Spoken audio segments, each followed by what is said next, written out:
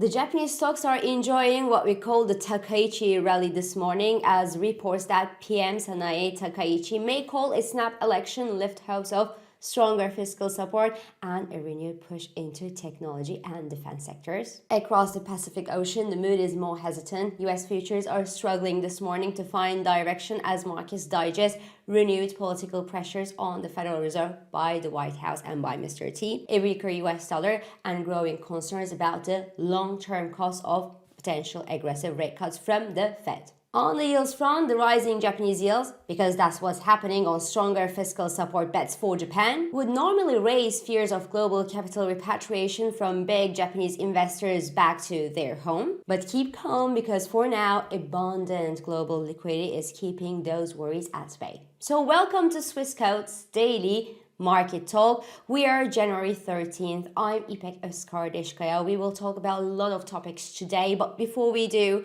please keep in mind that opinions are my own and this is not financial advice.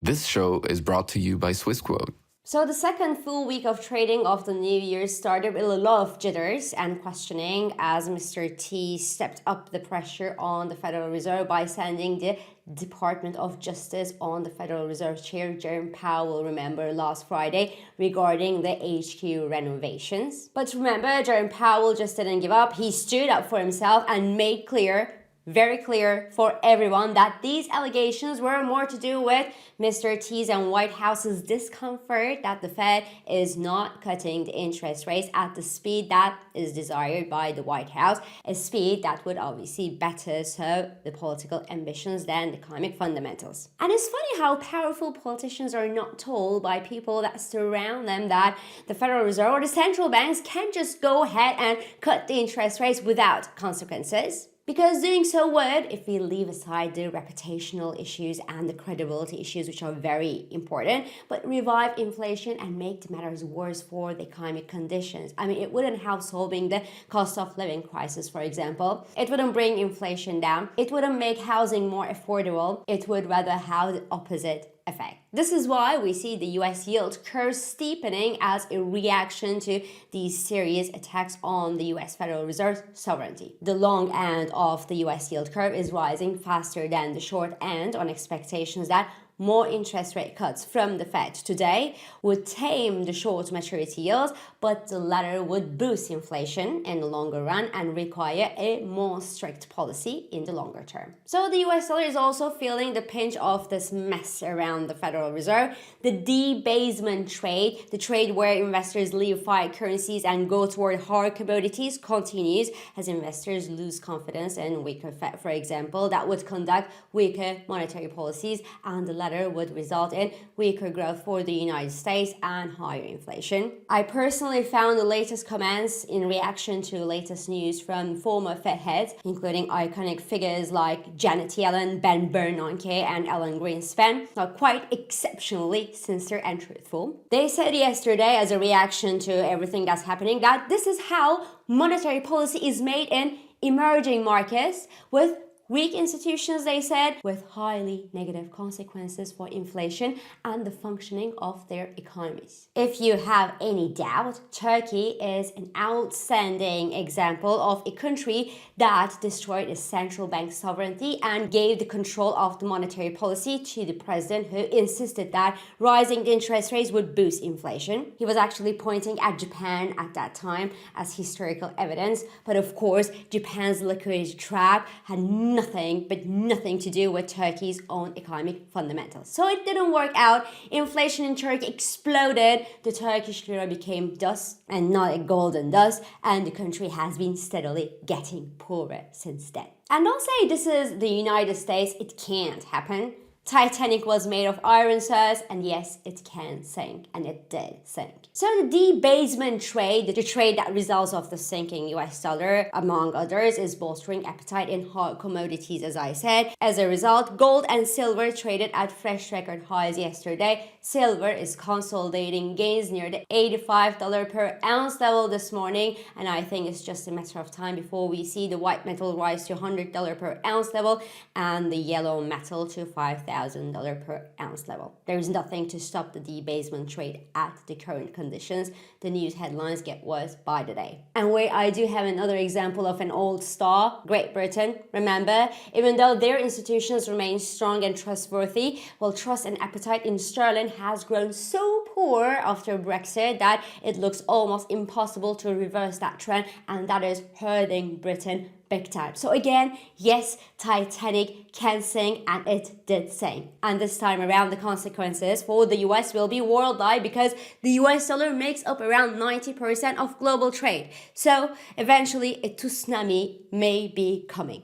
Now, looking at the US equities, they gap opened lower at yesterday's trading session on all the Fed disaster, as the forced boost for interest rate cuts from the Fed is only half good news. But investors kept coming in, still mostly seeking technology names at cheaper dollar, and the S&P 500 ended closing the session by having renewed a record yesterday. Google, for example, rose on news that they will be partnering up with Apple for Siri. But make no mistake, the cheap dollar may be powering a part of this rally, and the negative outlook for the US dollar will make the S&P 500's gains more in nominal terms, but converting back to the other major currencies, the picture would be different.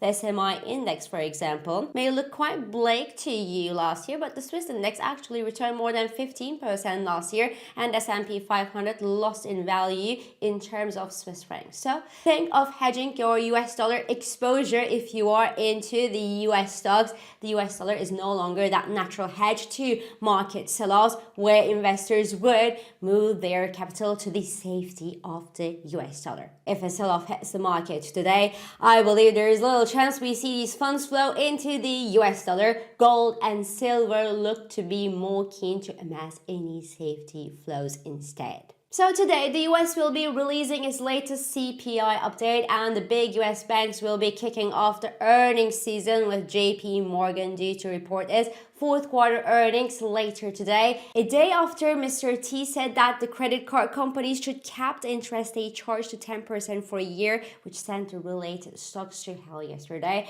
While last year has been a great year for trading and deal-making revenues for the big banks, investors want to hear the banks' insights regarding the economic outlook, their provisions for loan losses, for example, and their take on AI productivity, credit margins, and capital deployment. Their results and their guidance could set the tone for the upcoming earnings season, where investors will be seeking evidence that the big technology names, for example, deserve the high valuations that they're awarded with. Now, looking at the numbers, the S&P 500 is expected to deliver an 8.3% earnings growth in the fourth quarter, which would be the 10th consecutive quarter of positive EPS for the S&P 500 stocks. And taking the Magnificent 7 stocks out of the picture, the earnings growth would almost halve, falling to 4.6%. But the expectations for coming quarters remain optimistic for both with and without Magnificent 7 stocks, a factor that has been averting a broad stock sell-off despite the unideal headlines, along with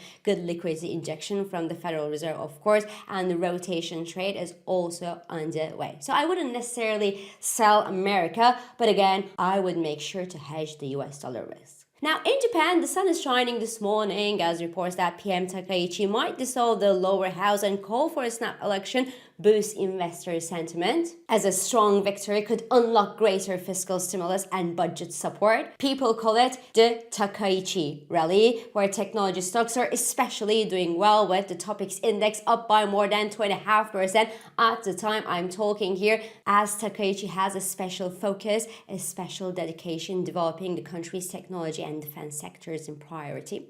But the Japanese yields are to watch as well, because the 10-year JGB yield jumped to 2.16% this morning quite sharply, and the dollar yen is preparing to test the 159 offers, a move that may soon trigger a response from Japanese officials. So be careful if you short the yen at the current levels, because these positions could very well be washed out by some official intervention. And a quick note on what's the risk of rising Japanese yields on global financial markets and global risk taking. Normally, the rising JGB yields increase global sell-off risk, as the higher the yields in Japan, the bigger the Japanese big investors incentive to return their capital back home to unlock, well, interesting returns. But today, the global liquidity is so ample that the latter doesn't matter anymore. And I have more on that at our yearly market outlook talk with NFG partners Glenn Coxon. That's going to be published very soon on this channel. So keep an eye on and stay tuned. But this is all for today. I'm İpek Özkardeşkaya, and thank you for joining me, and thank you for all your beautiful and supportive comments.